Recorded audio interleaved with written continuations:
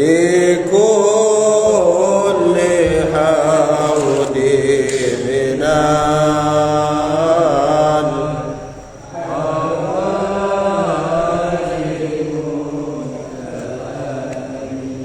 يا ربي بالمصطفى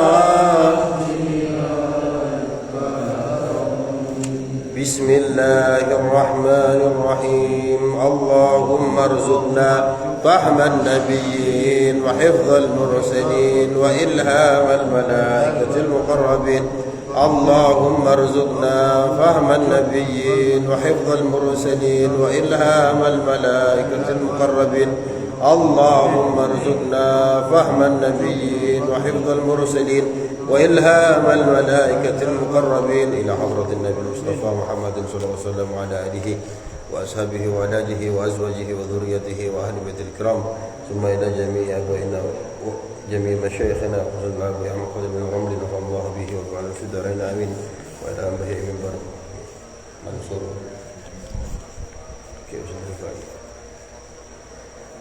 جميع آبائنا وأمهاتنا وأجدادنا وجدتنا شعور الله لهم الفاتحة الحمد لله رب العالمين الرحمن الرحيم مالك يوم الدين إياك نعبد وإياك نستعين اهدنا الصراط المستقيم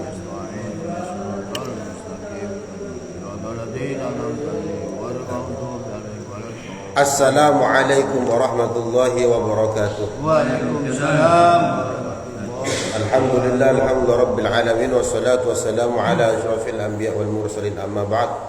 Bismillahirrahmanirrahim. Kita melanjutkan kitab mengkaji kitab Wasiyatul Mustafa lil Imam Ali bin Abi Thalib karamallahu wajhah. Halaman 9. Baris kedua dari bawah. Baris ketiga. Bismillahirrahmanirrahim. Ya Ali wahai Ali, alaika bisidqil hadis. Hendaknya kamu senantiasa berkata jujur. Ya, kemarin juga disuruh jujur, walaupun ini jujur itu membahayakan, memberikan mudarat di dunia, tetap harus jujur. Wa hifdzil hadis, dan menjaga ucapan. Katanya Imam Ghazali, salamatul insan fi hifdzil lisan. Selamatnya manusia itu banyak kali karena dia menjaga lisan. Banyak orang yang celaka, banyak orang yang tertimpa mudarat gara-gara tidak menjaga lisannya. Ngomong sakarapi dhewe, fitnah sana sini, sering ngerasani dan lain sebagainya. Ya, akhirnya dia tidak selamat. Selamat di dunia, nanti di akhirat ada pertanggung jawabannya. Wa hifdzil amanah, dan hendaknya kamu menjaga amanah. Wa sakhain nafs, dan hendaknya kamu mempunyai hati yang dermawan, jiwa yang dermawan, jiwa yang loman, suka memberi. Wa iffatil batni, dan hendaknya kamu menjaga perutmu, jangan sampai masuk barang haram, baik itu barang haram karena zatnya, khamar, babi dan lain sebagainya, ataupun karena haram karena sebabnya, mencuri dan lain sebagainya, riba dan lain sebagainya.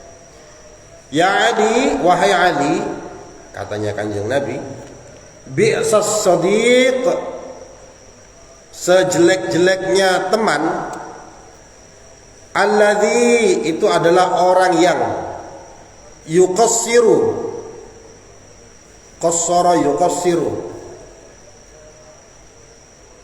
lengah, ya, fi sadiqihi, dalam temannya. Ini temannya dapat musibah dijarno, ya ikut teman sing elek, teman yang jelek. temannya terlilit hutang, dijarno, tidak ditolong, tidak dinasehati dan lain sebagainya. Nah, ini teman yang jelek. Ya, tidak boleh lengah dalam pertemanan. Yang diperlukan apa? Dibantu. Nah, sekarang ini banyak malah yang ngaku teman, niku malah dijongkrakno. Ya. Wa yufsi sirrahu. Sejelek-jeleknya teman itu adalah yang menyebarkan rahasianya. Nah, kadang sesama teman ini kan punya rahasia, sering menyampaikan masalah rumah tangganya lah, minta nasihat dan sebagainya. Nah, suatu saat malah disebarkan untuk menjatuhkan temannya tersebut. Nah, punya yang teman semacam ini adalah sejelek-jeleknya teman. Ya Adi, wahai Adi, alfu sadiqin, 1000 teman itu qalilun, itu terlalu sedikit. Teman itu bagus, mempunyai circle atau jaringan yang luas itu bagus. 1000 teman, 1000 channel jaringan itu bagus. Tapi 1000 itu masih terlalu sedikit. Wa'adun wahid kathirun. Sedangkan musuh ya, satu saja itu kathirun, sudah terlalu banyak nih. Punya musuh satu itu sudah terlalu banyak. Satu tapi malah fitnah ke sana ke sini. Satu tapi membongkar aib. Satu lagi tapi suka ngomong hal-hal yang enggak benar. Sak bendino ngerasani terus. Akhirnya fitnahnya dilempar sana sini. Nah, punya musuh satu saja itu sudah terlalu banyak. Jadi sedikitkan musuh, kalau tidak punya, jangan punya musuh. Sedangkan teman sak ake-ake. Nah, sampai cek temannya sampean ada berapa. Ngeceknya gimana? Sampean lihat kontak infonya sampean. Nah, ada berapa itu? Nah, lek sampai 1000 kurang. Ya, kalau sudah sampai 1000, iki sing benar-benar temannya sampean mana ini? Nah, itu kurang semua. Ya Adi, wahai Adi, lisadaqati, bagi teman itu alamatun, mempunyai beberapa tanda. Apa tandanya? Teman itu ayyaj'ala malahu, yaitu dia menjadikan hartanya duna malika, di bawah hartamu. Yang kedua, wa nafsahu duna nafsika, awakmu awak di bawah dirimu. Yang ketiga, wa irdahu duna irdika, harga dirinya di bawah harga dirimu. Dia tidak ingin menjatuhkanmu, walaupun hartanya banyak, tapi tidak ingin seolah-olah ingin mengalahkanmu. Walaupun teman, tapi harga dirimu tidak dihinakan sama dia. Nah, itu namanya teman. Faslun fit taubah, fasal tentang taubat. Qala alaihi salatu wassalam, Nabi Muhammad sallallahu alaihi wasallam bersabda, ya Adi, wahai Ali, la taubatah, tidak ada taubat, littaibi, bagi orang yang bertobat, hatta yaghsila batnahu, sampai dia mencuci perutnya, minal haram, dari perkara haram. Caranya bagaimana? Bitibi kasbihi, dengan melakukan usaha yang baik. Ada orang yang bertobat, lisannya mengaku bertobat, mau sholat, mau sedekah dan sebagainya, tapi dia tahu bahwa dirinya ini kerjanya masih nggak benar, kerjanya masih riba, kerjanya masih melakukan korupsi dan sebagainya. Nah, bagi orang yang semacam itu la taubah, itu tidak dianggap taubat. Ya, kalau taubat itu salah satunya harus dibuktikan dengan berupaya untuk membersihkan perutnya dari perkara-perkara haram. Taubat itu apa? Dalam kitab At-Ta'rifat dikatakan taubat itu adalah ar-ruju' ilallah, kembali kepada Allah. Kenapa kok kembali kepada Allah? Karena ketika dulu dia melakukan maksiat, itu dia semakin jauh kepada Allah. Dia minum minuman keras, itu satu langkah menjauh dari Allah. Dia mencuri, tambah lagi satu langkah menjauh dari Allah. Ya, dia memfitnah orang, satu langkah lagi menjauh dari Allah.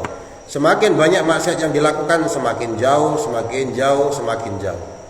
Dan ketika dia memutuskan untuk aku tobat, saya mau tobat, saya terlalu banyak dosa. Nah, kemudian dia tobat. Nah, tobat ini adalah ar-ruju' ilallah, kembali kepada Allah. Nah, tobat itu langkahnya bagaimana? Dalam kitab At-Ta'rifat dikatakan pertama harus an-nadmu bil qalbi, harus ada penyesalan di dalam hatinya. Setelah itu wal iqraru bil lisan, ya, istighfar.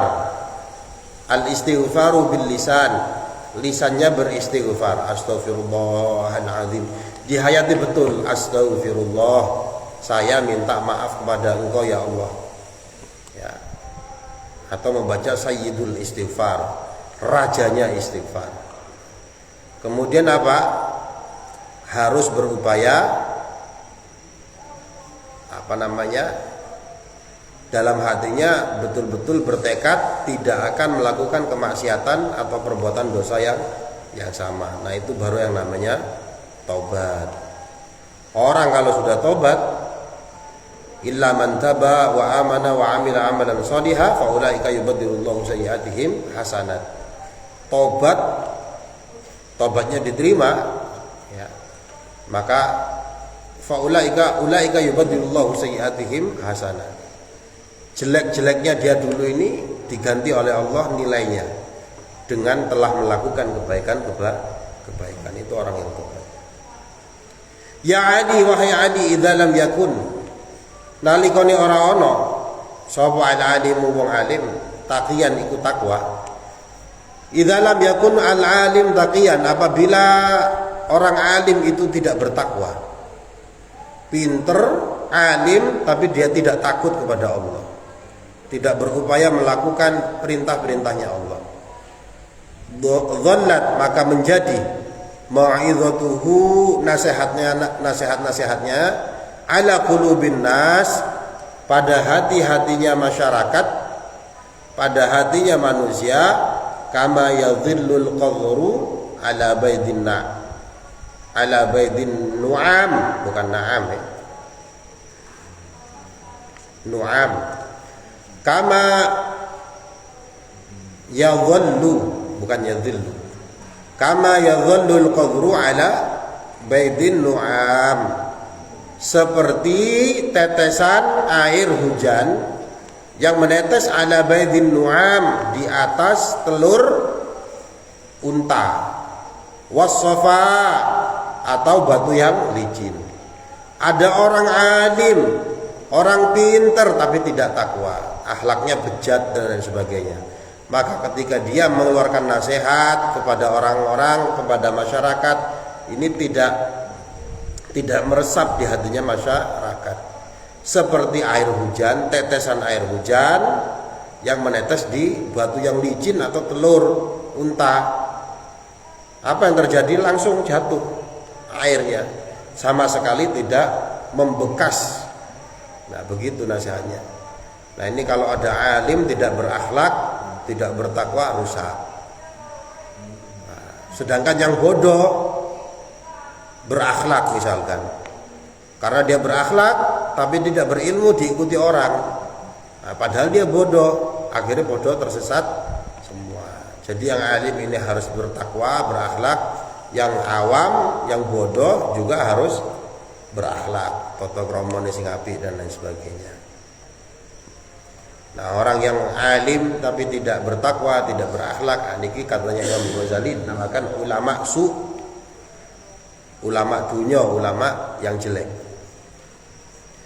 Ya adi, wahai adi, idza madha, apabila melewati, apabila terlewat, alal mu'mini, ala mu'min, kepada seorang mukmin, arba'una sobahan, 40 pagi, walam yujalisil ulama, dan tidak dia duduk bermajlis bersama para ulama.